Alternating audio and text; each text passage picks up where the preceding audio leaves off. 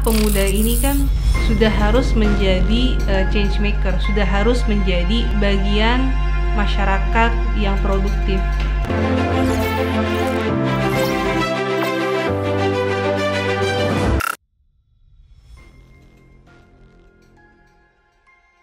Jumpa lagi hari ini kita di podcast Ruang Bicara, yang mana hari ini sudah kedatangan tamu yang tentunya bagi kami podcast Ruang Bicara sangat spesial, sehingga kami bermaksud untuk mengundang Kak Astrid Nadia Rizkita, Presiden OIS Youth Indonesia. Saya ingin menyapa Kak Astrid dulu, sejauh ini sehat ya Kak ya di masa pandemi hari ini?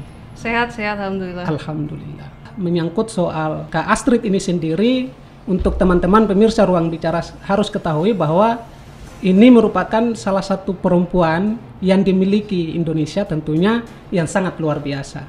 Dari CV yang kami terima ini, Kak Astrid ini juga pernah menghadiri rapat-rapat internasional. Nah, sedikit menggambarkan dari latar belakang organisasi atau komunitas OIS Youth Indonesia ini sendiri, dipersilakan Kak. Baik, terima kasih. Saya panggilnya Mas Baim ya? Boleh. Terima kasih Mas Baim dan tim Ruang Bicara yang sudah berkenan mengundang saya di podcast hari ini. Alhamdulillah kami dapat kesempatan untuk sharing, ngopi-ngopi lah, terkait untuk silaturahmi dan memperkenalkan juga soal saya dan juga organisasi yang saya pimpin. Terkait pertanyaan tadi ya, berarti OIC Indonesia ya? Iya, betul. OIC Youth Indonesia. Jadi itu ada 3 kata. Pertama OKI ya. OKI, Organisasi Kerjasama Islam, Youth, Pemuda, dan Indonesia. Nah, untuk OKI ini atau Organisasi Kerjasama Islam ini adalah organ antar pemerintah atau intergovernmental organization kedua terbesar setelah PBB atau Perserikatan Bangsa-Bangsa. Untuk OKI sendiri ada 57 anggota negara-negara Islam, negara-negara mayoritas Islam termasuk Indonesia. Dan untuk pemuda itu youth ya. Jadi sebenarnya OKI ini kan organ payung ya. Maksudnya seperti PBB, ada UNDP yang fokus ke pembangunan, ada UNICEF yang fokus ke children, ada yang fokus ke budaya yaitu UNESCO, pendidikan, dan lain-lain. Kalau di OIS sendiri fokus peranannya lebih mengarah ke apa? Pendidikankah, kebudayaankah, ataukah seperti apa, lingkungan hidupkah? Iya, jadi mungkin lanjut terkait OKI dulu ya.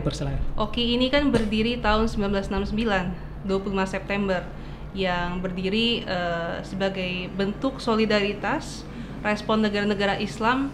Waktu itu ada penyerangan Masjid Al-Aqsa tahun 69, dan beberapa negara termasuk Indonesia menjadi founding members. Jadi kita sudah gabung dari awal. Sebelumnya memang PBB sudah berdiri kan, tapi memang sebatas itu saja gitu. Nah, OKI ini memang concernnya ke banyak hal, termasuk pembangunan, termasuk ekonomi, lingkungan, pendidikan, dan lain-lain. Jadi ini memang fokus ke negara-negara Islamnya saja gitu, karena kita kan percaya ya bahwa umat ini kan satu badan gitu, satu tubuh. Ada yang sakit, ya semuanya ikut sakit. Selain itu memang masih banyak sekali ketimpangan, banyak sekali negara-negara mayoritas Islam yang mengalami perang, dan lagi-lagi kan itu terbentuk atas dasar respon penyerangan Masjid Al-Aqsa tahun 1969. Jadi untuk pemuda OKI sendiri juga sebenarnya ada badan khusus atau organ OKI-nya, namanya ICYF atau Islamic Cooperation Youth Forum atau Pemuda OKI Dunia. Ini berdiri 2004. Jadi itu youth-nya ya. Nah, kemudian Indonesia. Nah, Indonesia sebagai negara dengan populasi muslim terbesar, tentu perannya juga harus lebih banyak. Tentu apalagi di OKI ini kan kita ada 1,6 miliar penduduk muslim sedunia, sepertiganya ini pemuda. Nah, pemuda ini mau dibawa ke arah mana ini? Ya kalau kita ikut definisi undang-undang kan 16 sampai 30 kan. Negara lain ada yang 16 sampai 35 sampai 40 macam-macam. Tapi ini adalah usia yang lumayan dinamis. OIC Indonesia intinya adalah ya kita organ yang fokus pada ya kemajuan pemberdayaan pemuda, fokus ke concern isu-isu negara-negara Islam, dan isinya tentunya pemuda. Tentu. Baik. Wow, luar biasa. Kak Astrid, kita sama-sama ketahui bahwa latar belakang berdirinya bangsa ini juga dari semangat para pemuda-pemudi Indonesia kala itu untuk memerdekakan bangsa ini. Di hari ini, di era yang kontemporer hari ini, sesuai dengan tema pembahasan kita, bagaimana sih peranan pemuda-pemudi Indonesia di kancah internasional. Seperti yang hari ini Kak Astrid dan teman-teman geluti di organisasi yang bernama OIC Youth Indonesia. Nah, tentu banyak sekali organisasi-organisasi yang sama peranannya seperti OIC, tetapi konsennya mungkin dibeda-bedakan. Kembali kepada pertanyaan yang pertama adalah pemuda di Indonesia sendiri, Kak Astrid melihatnya seperti apa dalam peranannya mengontrol emosi keumatan dan kebangsaan hari ini? Oke, ini pertanyaan kedua tapi lumayan berat ya. Jadi luar biasa diskusi kita ini. Baik, jadi untuk pemuda Indonesia ya, sebenarnya ini juga mungkin inner view, jadi perspektif saya karena saya juga bagian dari pemuda gitu. Pemuda Indonesia itu termasuk orang-orang yang aktif tentunya dalam hal pergerakan. Ya saya mungkin highlightnya dari pergerakan dulu. Tidak banyak sebenarnya negara-negara yang punya banyak pergerakan dalam artian grassroots gitu. Ya kalau kita ini kan ada civil society ya yang mungkin induknya juga ada pada ormas-ormas Islam terbesar, berbagai macam OKP Islam juga. Jadi sebenarnya pemuda Indonesia ini aktif, dinamis, daya juangnya tinggi, sangat kritis, vokal, dan tentu ini sebenarnya potensi yang besar. Saya pernah, ya ini hasil refleksi saya, pemuda ini kan 16 sampai 30 ya. Nah, ini adalah usia yang sangat dinamis. Ya 16 sampai 18 itu kan mungkin usia ya SMA ya, 17 atau 18 mulai kuliah sampai 21, dan ada jenjang-jenjang lain gitu. Jadi ini merupakan PR gitu. Kalau dari teori youth participation, hard theory, sebenarnya peran senior itu juga penting. Dalam artian untuk membina, membimbing, mengarahkan. Karena pemuda ini kan lagi-lagi ya usianya bukan anak-anak gitu. Betul. Sudah harus menjadi change maker, sudah harus menjadi bagian masyarakat yang produktif, yang bisa memberikan dampak berguna lah maksudnya kan, dengan skills yang kita emban dari pendidikan tinggi, baik itu bisa vokasi, bisa S1, S2 dan sebagainya. Jadi yang saya lihat ini ada banyak sekali komunitas, ada banyak sekali civil society, OKP, gerakan-gerakan yang tentu visinya atau concernnya juga beda-beda. Ada yang fokus ke pendidikan, ada yang fokus ke advokasi hal khusus, ada yang specialized. Tapi belum tentu semuanya sudah teridentifikasi, sudah terpetakan lah. Dalam artian belum tentu sudah saling mengenal. Betul. Karena ini juga akan berdampak pada impact kepada masyarakat, kemudian juga identifikasi ke sesama gerakan atau komunitas yang mungkin punya visi yang sama. Karena sebenarnya untuk melakukan perubahan itu kan tidak mesti, bukan tidak mesti, bahkan tidak mungkin sendirian. Betul. Harus bersama-sama. Perlu bersama-sama, perlu ada network, ada grup, dan lebih bagus jika grup itu ataupun individu ya, itu bisa berkolaborasi dengan mereka yang sama visinya, sehingga impact-nya itu lebih besar. Karena lagi-lagi kita bicara soal pergerakan, komunitas, organisasi, itu kan ruhnya adalah kegiatan. Betul. Kegiatan itu tentu perlu, tidak kita bisa menafikan, butuh resource. Betul. Resource dalam berbagai macam ya, resource SDM, resource logistik ya. Kita secara realistis gitu, ataupun resource yang lain, network, relasi. Jadi tidak ada ruginya sebenarnya ketika kita saling mengidentifikasi dan berkolaborasi. Terlebih kita juga sudah open gitu, tidak hanya dalam negeri tapi bahkan luar negeri, karena kita juga ada target SDGs. Atau pembangunan berkelanjutan.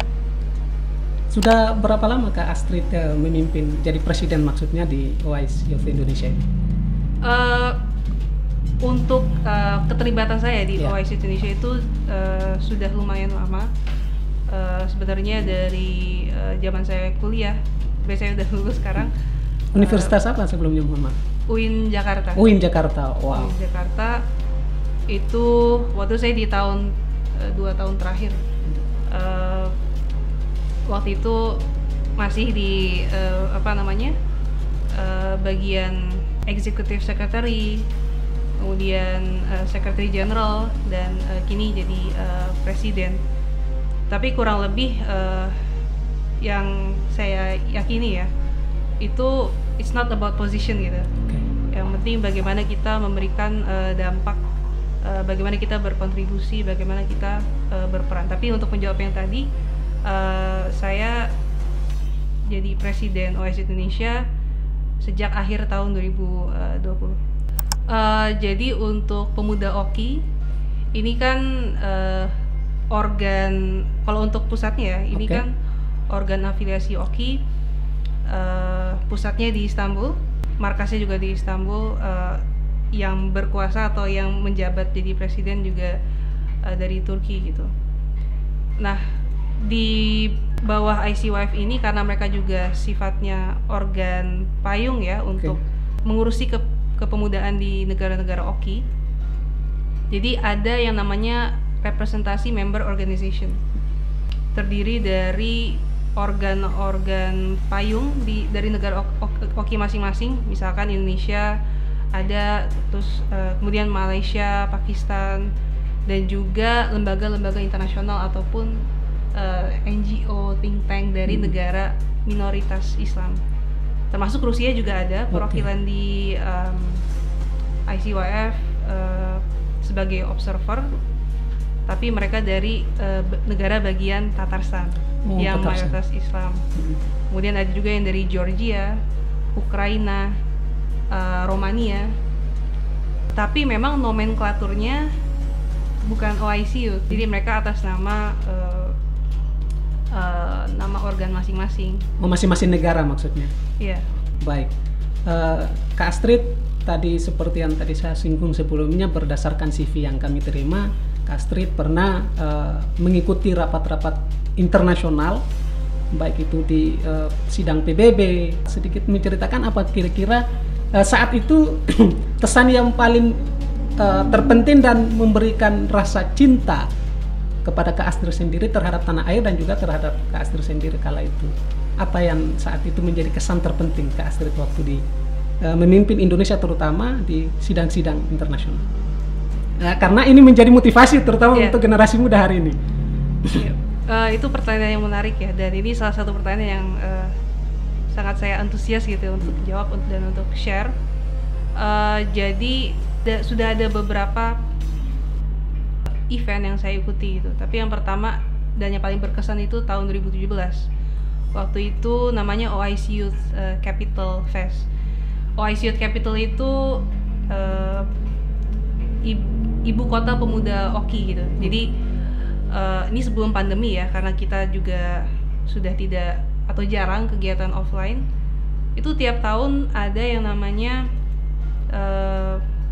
satu kota khusus dari negara OKI yang terpilih untuk menjadi tuan rumah berbagai macam kegiatan sepanjang tahun.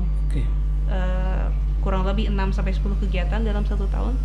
Dan kebetulan di tahun 2017 ada 3 ibu kota Oki, termasuk Shiraz, Putrajaya, dan Fes di Maroko.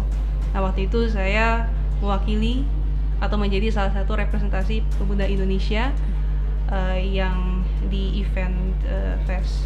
Waktu itu forum soal youth prevention of violence and terrorism. Tidak saya sendiri dari Indonesia, selain saya ada 2 lagi, satu dari IMM dan satu lagi dari UGM gitu.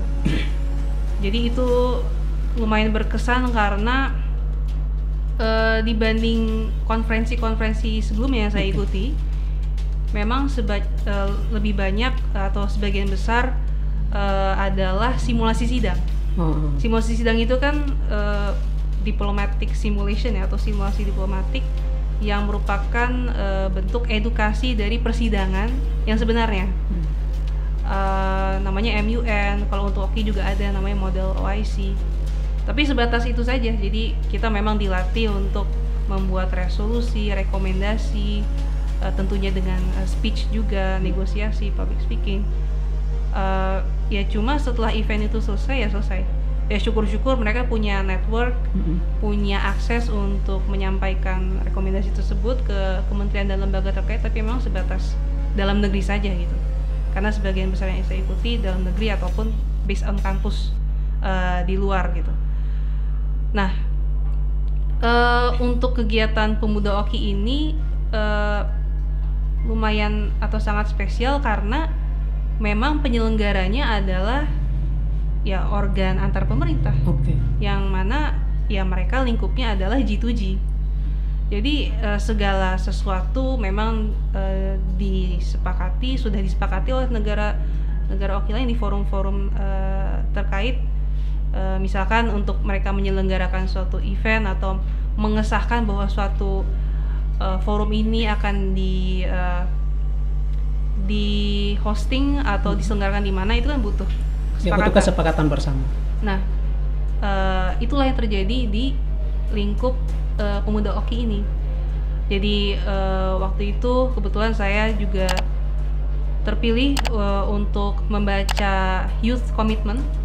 Jadi itu bagian dari satu deklarasi, tapi dibagi ke 3 bagian. Ada yang versi Arabik, ada yang versi Arabik tapi lebih ke latar belakang, dan saya bagian komitmen atau actionnya.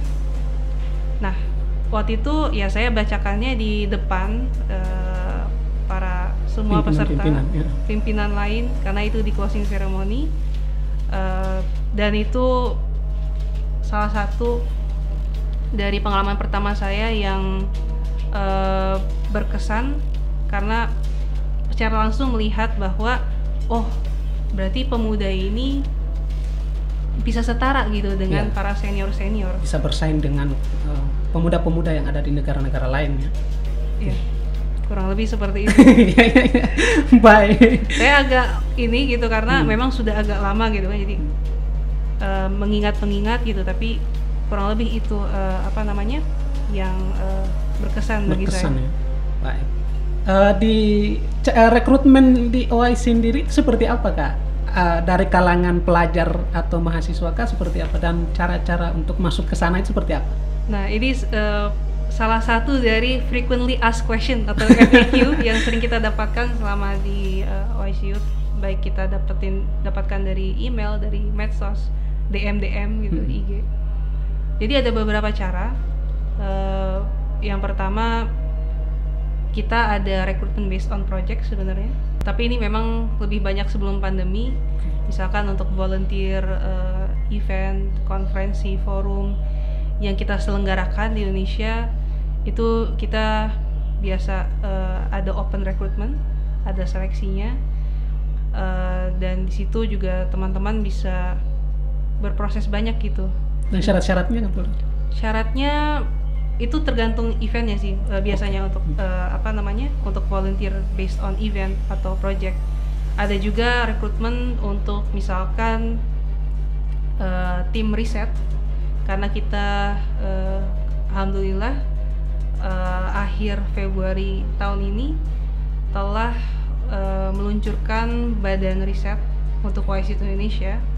Jadi kita memang ada beberapa concern untuk riset, dan kita memang open untuk akademisi muda gitu, karena kita memang ingin menjadi salah satu bengkel gitu untuk pemuda-pemuda Islam atau pemuda-pemuda yang berlatar belakang akademisi atau ingin menjadi akademisi dalam menyampaikan pikiran-pikiran dan solusi terhadap berbagai permasalahan, khususnya yang memang meng-highlight Indonesia di kancah OKI dari perspektif ekonomi, sosial, budaya, dan lain sebagainya. Jadi itu yang pertama. Yang kedua, rekrutmen based on kampus representatif, karena kebetulan selain sebagai Presiden OIC Indonesia, saya juga koordinator untuk model OIC project. Jadi mungkin teman-teman sudah beberapa kali dengar soal model UN. Jadi kurang lebih sama, tapi ini untuk OKI. Nah, untuk bukan license ya, saya sebutnya itu permission atau perizinan penyelenggaraan kegiatan yang berbasis model OIC itu butuh appointment atau assignment dari Pemuda OKI Pusat atau ICYF, karena mereka sebagai inisiator dan founder kegiatannya.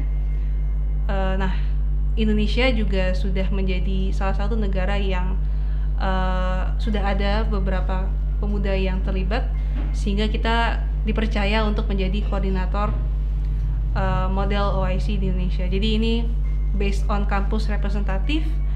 Caranya itu sudah beberapa kali kami share di medsos kami, karena prosesnya pun terpusat. Jadi ada form yang harus diisi, berkas-berkas tidak ada banyak sebenarnya, lebih kepada data nama, kemudian statement of motivation statement maksudnya, kemudian kartu mahasiswa atau surat keterangan.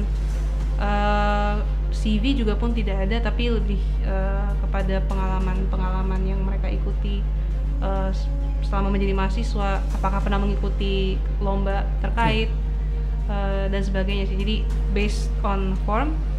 Setelah itu ada tahap selanjutnya, yaitu interview atau wawancara yang secara langsung diselenggarakan oleh pusat. Jadi nanti teman-teman yang lolos bisa nanti akan dikabari oleh pihak ICYF untuk interview, dan biasanya kami juga mendampingi teman-teman dalam prosesnya gitu, dalam Zoom ya, karena masih virtual. Dan yang ketiga ini untuk struktural, itu kita based on recommendation dari OKP ataupun organ Islam komunitas terkait yang ada di Indonesia, maksudnya yang ada di Indonesia, tapi memang itu dibentuknya di awal kepengurusan, dan sisanya itu lebih ke dua opsi tadi. Baik. Ya, untuk platformnya nanti kita juga cantumin di deskripsi video ini, biar teman-teman kalangan generasi muda yang tentunya punya keinginan besar untuk bisa menempuh pendidikan di luar negeri, terutama bisa langsung join juga dengan teman-teman di OKI. Nah, tentu dapat bimbingan yang baik. Nah, terkait dengan persatuan pemuda-pemudi di sana seperti apa? Kasih sedikit menceritakan. Dalam hal mungkin toleransi atau ya, macam-macam ya sebenarnya. Karena dari yang saya lihat ya, negara-negara yang aktif memang sejauh ini selain Indonesia itu ada Malaysia. Ya kan, gerakan kepemudaan kan juga sangat kuat, yang juga grassroots, mereka juga ada berbagai macam OKP, dan banyak sekali sebenarnya politisi atau aktivis senior Malaysia yang juga dulu berguru di Indonesia. Seperti kalau di Malaysia kan ada Anwar Ibrahim dan lain sebagainya kan, dan bahkan pemikiran-pemikiran intelektual Muslim Indonesia. Kita kan juga banyak yang dipelajari oleh mereka, seperti Buya Hamka kan, dan lain sebagainya. Selain itu ada juga Pakistan. Ya, Pakistan ini negara yang salah satu negara yang aktif juga, tidak hanya di OKI tapi di tingkat PBB juga. Namun untuk grassroots Muslim base-nya tidak sedinamis atau tidak seaktif Indonesia dan Malaysia. Mereka lebih banyak based on think tank, NGO yang memang fokus ke beberapa aspek, seperti misalkan women's rights, hak-hak perempuan, atau preventing child marriage, biar tidak ada pernikahan dini gitu, atau yang mungkin lebih kepada preventing violence, preventing pokoknya yang hal-hal yang masih menjadi sesuatu yang diperbaiki di negara masing-masing itu. Jadi masih seperti itu. Tapi ada juga Bangladesh. Mereka untuk gerakan mahasiswanya lumayan kuat sebenarnya. Maksudnya mahasiswanya aktif-aktif karena mereka juga politiknya dinamis. Sempat juga beberapa kali ke sana dan sempat juga tinggal di sana, jadi melihat secara langsung bagaimana pemudanya saat itu. But again, kalau terkait Islam ya memang sometimes agak-agak politics ya, politicized. Beda dengan Indonesia yang ya walaupun kita lihat di Twitter, di Instagram ada sebutan-sebutan tertentu ya, kubu mana atau apa gitu. Tapi untuk kebebasan berekspresi, untuk identity as a Muslim, identity as a Muslim in a diverse country atau di negara yang sangat beragam, itu masih sangat baik sih di Indonesia menurut saya. Masih tetap terjaga ya. Masih tetap terjaga, kalaupun ada banyak noise di medsos. Saya lihat ini orang-orang kurang baca pertama, atau kurang piknik, maksudnya kurang update juga ya. Update dengan mereka yang di luar. Jadi saya apalagi dengan berbagai macam dinamika ya yang di geopolitik saat ini, dengan kejadian-kejadian yang terbaru di beberapa negara ya, saya lihat Indonesia masih sangat baik lah gitu, dalam artian masih ada ruang untuk berekspresi, untuk menyampaikan apapun masukan, kritikan, solusi, dan itu yang budaya kritik itu, kritis membangun itu yang harus kita bangun. Lagi-lagi seperti yang Mas tadi bilang di awal ya, karena yang menjadi pendorong ya bangsa ini dari awal gitu kan, bagaimana kita bisa merdeka gitu, kaum muda bukan versus mendorong kaum tua waktu itu, golongan muda dan golongan tua, itu kan dari input dan dari drive dari inisiatif para pemuda. Bicara soal Islam, Indonesia mayoritas ya.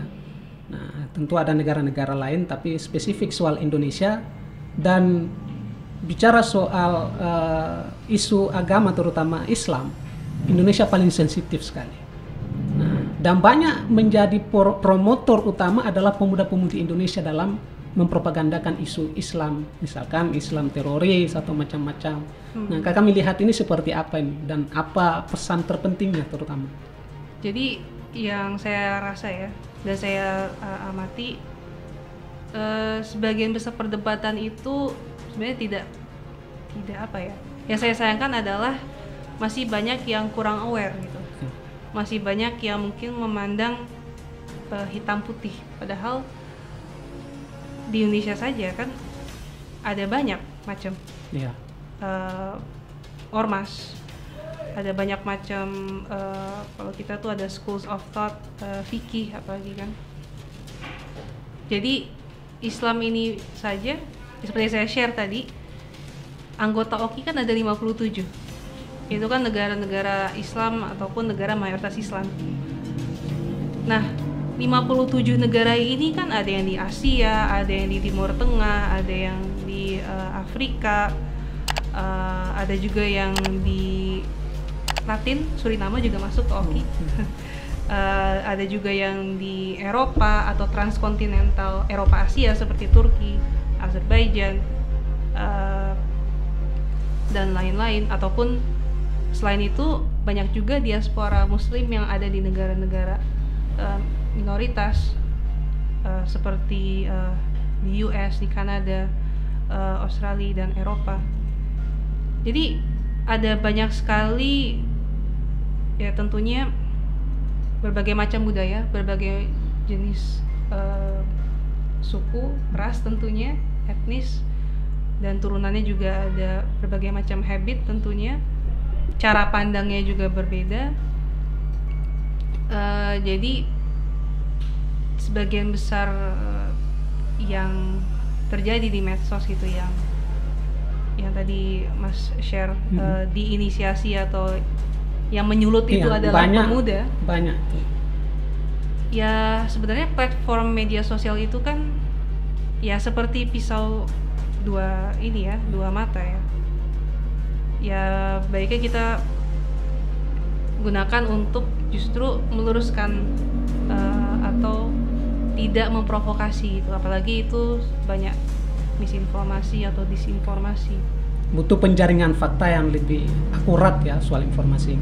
Ya, tadi yang Mas share Islam teroris atau Islam Taliban, padahal Taliban di Afghanistan juga kita lihat perkembangannya seperti apa, dan Islam lain-lain itu tidak perlu ya.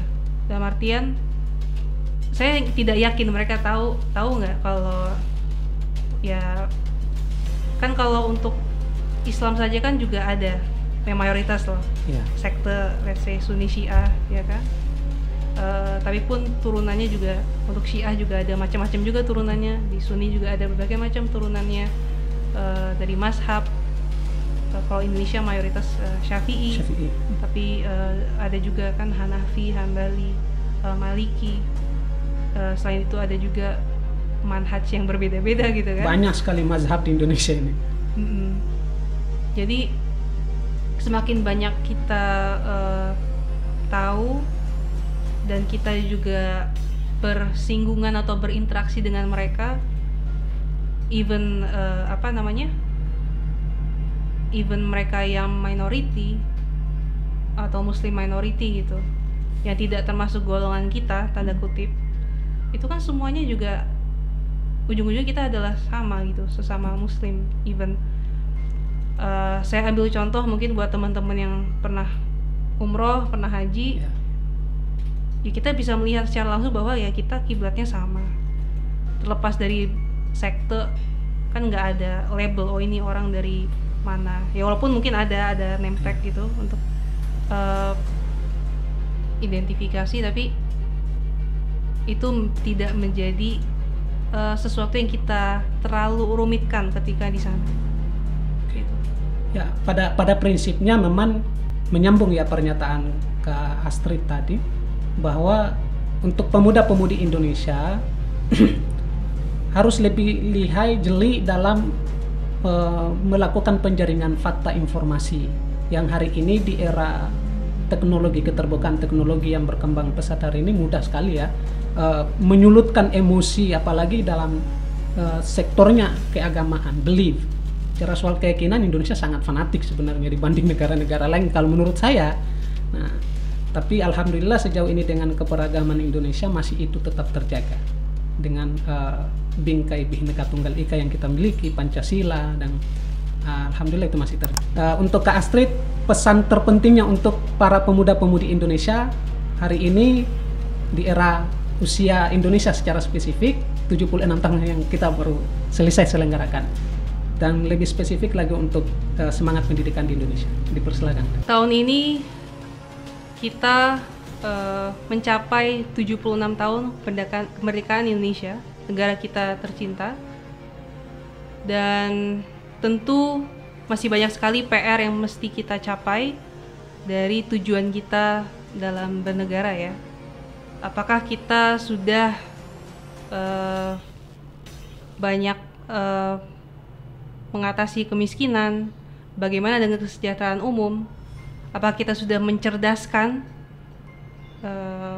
kehidupan bangsa?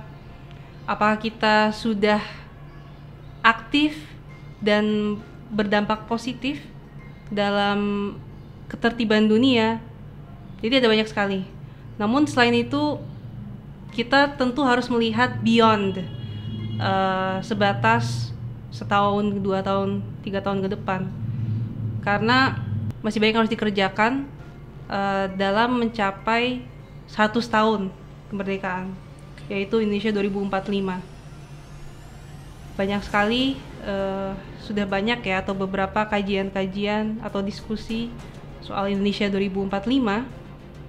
Tapi bagaimana dengan peran pemuda saat ini? Kita yang berusia 16 sampai 30, 35 tentu harus banyak berperan dalam mengisi kemerdekaan, dalam berkontribusi terhadap pembangunan. Tentunya pertama dengan pendidikan. Yang saya yakini adalah pendidikan adalah kunci untuk menjadi manusia yang bermartabat sebenarnya.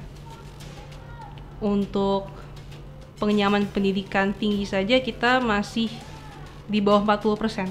Nah, jadi ini adalah peran yang harus kita isi.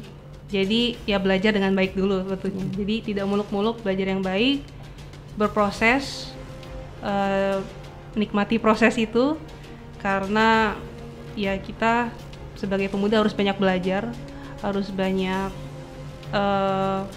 mendengarkan dari sesama pemuda ataupun senior-senior guru kita. Tentu kita juga harus ingat dan back to basics. Kalau kita bicara soal kepemimpinan pemuda atau apa itu pemuda yang sangat role model, saya look back ke contoh terbaik kita, Rasulullah SAW. Beliau adalah the best of all creations. Dari zaman muda sudah mendapat gelar As-Shadiq Al-Amin, dan ini adalah dari orang-orang yang jahiliyah, di mana ya penyelewengan adalah hal yang biasa. Jadi itu luar biasa ketika beliau mendapat gelar itu sebelum menjadi nabi ya. Jadi itu kita harus look back to basics, learn from the basics. Apalagi di Indonesia ya, kita tidak bisa lah dengan banyaknya pemuda yang mungkin ya macam-macam kan, ada yang terekspos atau bagaimana. Kita harus belajar from back to basics, dari contoh yang sudah terjamin tauladannya. Dan yang keempat, tentu kita juga harus back to our basics dalam hal adab ya. Pertama, adab terhadap orang tua. Saya nggak tahu urutannya, tapi adab terhadap orang tua, adab terhadap guru, adab terhadap pemimpin, even adab terhadap Rasul dalam hal menaati ajarannya. Jika ini semua kita lakukan dengan baik gitu kan, karena ridho orang tua adalah ridho baik dari ibu ataupun bapak ataupun wali kita. Dan juga kita harus memuliakan guru, para senior yang sudah melewati lebih banyak hal. Kemudian juga tentu terhadap pemimpin, dalam artian ini sebenarnya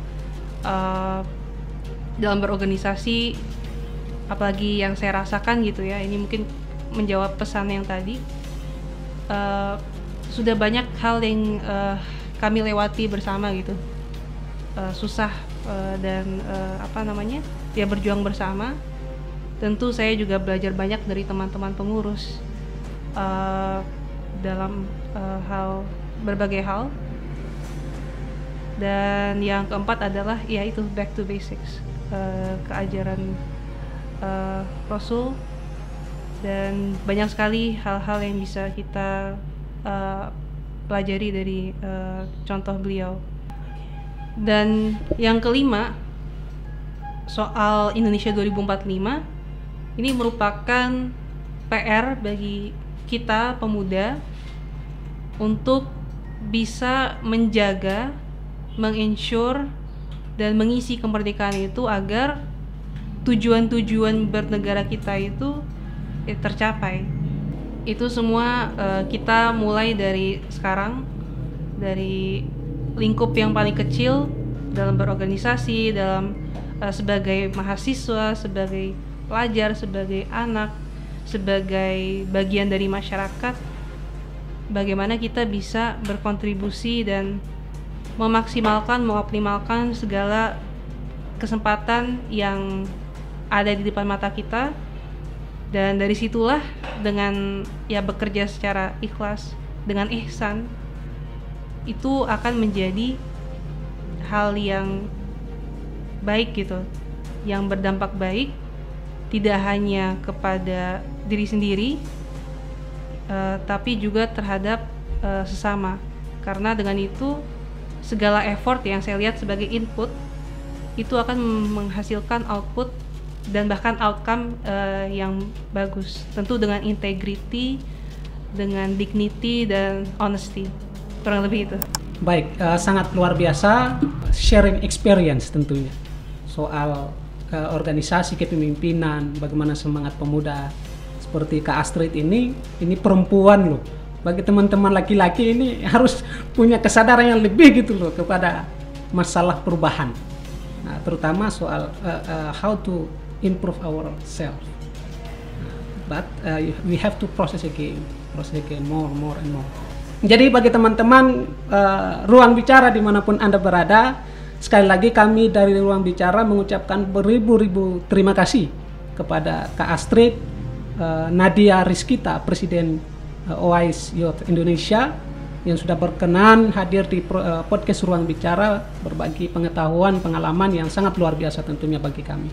Nah, akhir kata, semoga Kak Astrid dan keluarga dan teman-teman semuanya dimudahkan segala urusannya tentunya, dan apa yang dicita-citakan menjadi manfaat untuk banyak orang. Amin. Ya, kurang lebihnya mohon maaf. Kami dari Ruang Bicara undur diri. Saya Ibrahim Malik Fatsy. Assalamualaikum warahmatullahi wabarakatuh. Salam.